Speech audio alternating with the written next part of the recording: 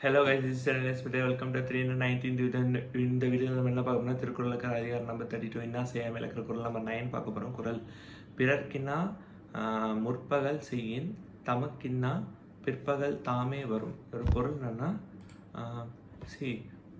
ஒருவர் வந்து இன்னொருத்தவங்களுக்கு முற்பகலில் தீய செயல்களை செஞ்சிருந்தா, முற்பகல்னா முன்னாடி பாஸ்டில், ஓகேவா, அதுக்கான துன்பம் வந்து பிற்பகலில் வந்து சேரும், அவங்களுக்கே வந்து சேரும் அப்படின்னு திருவள்ளுவர் சொல்கிறார். பிற்பகல்னா ஃப்யூச்சர், ஓகேவா.